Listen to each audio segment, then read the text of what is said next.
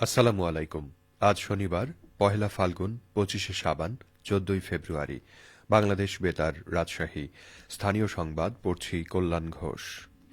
ত্রয়োদশ জাতীয় সংসদ নির্বাচনে অনুষ্ঠিত গণভোটে হ্যাঁ ভোট জয়ী হয়েছে। ভোট পড়েছে ৬০.26%।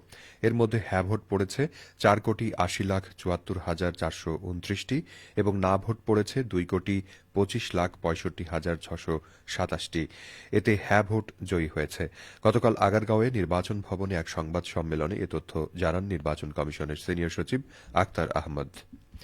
ত্রয়োদশ জাতীয় সংসদ নির্বাচনে রাজশাহীর ৬টি আসনের মধ্যে ৪টিতে বিএনপি মনোনীত ধানের শীষ প্রতীকের প্রার্থী বিজয়ী হয়েছেন। বাকি ২টিতে বিজয়ী হয়েছেন জামায়াত মনোনীত দাঁড়িপাল্লা প্রতীকের প্রার্থীরা। ভোট গ্রহণ শেষে ফলাফল ঘোষণা করেন রিটার্নিং কর্মকর্তা ও জেলা প্রশাসক আফিয়া আক্তার। নির্বাচনের ফলাফলে রাজশাহী ১ তানোর গোদাগাড়ি আসনে নির্বাচিত হয়েছেন জামায়াত মনোনীত প্রার্থী অধ্যাপক মুজিবুর রহমান। রাজশাহী ২ সদর আসনে বিএনপির প্রার্থী মিজানুর রহমান মিনু। রাজশাহী ৩ পবা মোহনপুর আসনে বিএনপি প্রার্থী অ্যাডভোকেট শফিকুল হক মিলন। রাজশাহী ৪ বাগমারা আসনে জামায়াত মনোনীত প্রার্থী আব্দুল বারী সর্দার। রাজশাহী ৫ পুঠিয়া দুর্গাপুর আসনে বিএনপির প্রার্থী নজরুল ইসলাম এবং রাজশাহী ৬ চারঘাটা বাঘা আসনে বিএনপির প্রার্থী আবু সাইদ চাঁদ নির্বাচিত হয়েছেন। পাবনার ৫টি সংসদীয় আসনে বিএনপি মনোনীত ২ জন এবং জামায়াতে ইসলামী মনোনীত ৩ জন বিজয়ী হয়েছেন। পাবনা ১ আসনে জামায়াতের প্রার্থী নাজিবুর রহমান মোমেন। পাবনা ২ আসনে বিএনপির প্রার্থী সেলিম রেজা হাবিব নির্বাচিত হয়েছেন। পাবনা ৩ আসনে জামায়াতের প্রার্থী আলী আসগর। পাবনা ৪ আসনে জামায়াতের প্রার্থী আবু তালেব মণ্ডল এবং পাবনা ৫ আসনে বিএনপির প্রার্থী শামসুর রহমান শিমুল বিশ্বাস বিজয়ী হয়েছেন। চাঁপাইনবাবগঞ্জের ৩টি আসনে জামায়াত জয়লাভ করেছে। চাঁপাইনবাবগঞ্জ ১ আসনে জামায়াত প্রার্থী মোহাম্মদ কেরামত আলী। চাঁপাইনবাবগঞ্জ ২ আসনে জামায়াত প্রার্থী মোহাম্মদ মিজানুর রহমান এবং চাঁপাইনবাবগঞ্জ ৩ সদর আসনে জামায়াত প্রার্থী মোহাম্মদ নুরুল ইসলাম বুলবুল বিজয়ী হয়েছেন। বগুড়ার ৭টি আসনে বিএনপির চেয়ারম্যান তারেক রহমান সহ ধানের শীষের প্রার্থীরা জয়লাভ করেছেন। বগুড়া ১ আসনে বিএনপির প্রার্থী কাজী রফিকুল ইসলাম। বগুড়া ২ আসনে বিএনপির প্রার্থী মীর শাহে আলম। বগুড়া ৩ আসনে বিএনপির প্রার্থী আব্দুল মোহিত তালুকদার। বগুড়া ৪ আসনে বিএনপির প্রার্থী মোশাররফ হোসেন। বগুড়া ৫ আসনে বিএনপির গোলাম মোহাম্মদ সিরাজ। বগুড়া ৬ আসনে বিএনপির চেয়ারম্যান তারেক রহমান এবং বগুড়া ৭ আসনে ধানের শীষের প্রার্থী মোর্শেদ মিল্টন বিজয়ী হয়েছেন।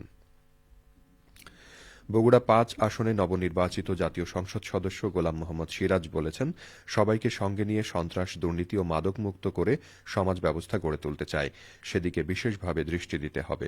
গতকাল ধুনট কেন্দ্রীয় শহীদ মিনার চত্বরে পৌর বিএনপি ও অঙ্গ সহযোগী সংগঠনের আয়োজনে জাতীয় নির্বাচন পরবর্তী নেতাকর্মীদের সাথে শুভেচ্ছা বিনিময় অনুষ্ঠানে প্রধান অতিথির বক্তব্যে তিনি এসব কথা বলেন। শুভেচ্ছা বিনিময় অনুষ্ঠানে ধুনট পৌর বিএনপির সভাপতি ও সাবেক মেয়র আলিমুদ্দিন হারুন মণ্ডল সভাপতিত্ব করেন।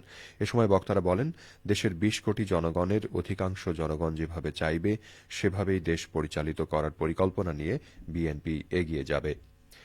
নওগাঁ ৩ আসনে সদ্য নির্বাচিত সংসদ সদস্য ফজলে হুদা বাবুল বলেছেন, আগামীতে কৃষক ও কৃষকের সার্বিক উন্নয়নে কৃষক কার্ডের মাধ্যমে সরকারি সহায়তা নিশ্চিত করা হবে। তিনি গতকাল নওগাঁ জেলা প্রশাসকের কার্যালয়ে চত্বরে সাংবাদিকদের এসব কথা বলেন। এ সময় তিনি আরও বলেন, সরকার গঠনের পর শুরু থেকেই দেশের অর্থনৈতিক উন্নয়ন এবং কৃষি খাতে গুরুত্ব দেওয়ার পরিকল্পনা রয়েছে বিএনপির। ধারাবাহিকভাবে পরিকল্পনাগুলো বাস্তবায়ন করা হবে। বাজারে সিন্ডিকেট ভেঙে সার সহ কৃষি উপকরণ সহজলভ্য করবে সরকার। নাটোরে পাট প্রণোদনা কর্মসূচির আওতায় জেলার মোট ৪,০০০ কৃষকের জন্য বীজ ও রাসায়নিক সারের বরাদ্দ প্রদান করেছে সরকার। পাট প্রণোদনা খাতে জেলার কৃষকদের জন্য কৃষি মন্ত্রণালয় ব্যয় করছে প্রায় ১৮ লক্ষ টাকা। কৃষি সম্প্রসারণ অধিদপ্তর নাটোর জেলা কার্যালয়ের উপপরিচালক মোহাম্মদ হাবিবুল ইসলাম খান জানান, পাট চাষাবাদ সম্প্রসারণের লক্ষ্যে চলতি বছরে পাট প্রণোদনা কর্মসূচির আওতায় জেলার ক্ষুদ্র ও প্রান্তিক কৃষকদের ১ বিঘা করে জমি আবাদে প্রয়োজনীয় ১ কেজি করে বীজ এবং ৫ কেজি করে ডিএপি ও এমওপি সার বিনামূল্যে প্রদান করা হবে। উপজেলা পর্যায়ে উপকারভোগী কৃষকদের তালিকা প্রণয়নের কাজ শুরু হয়েছে। সবশেষে আবহাওয়া। আজ সকাল ৬টায় রাজশাহীতে তাপমাত্রা ছিল ১২.৫ ডিগ্রি সেলসিয়াস।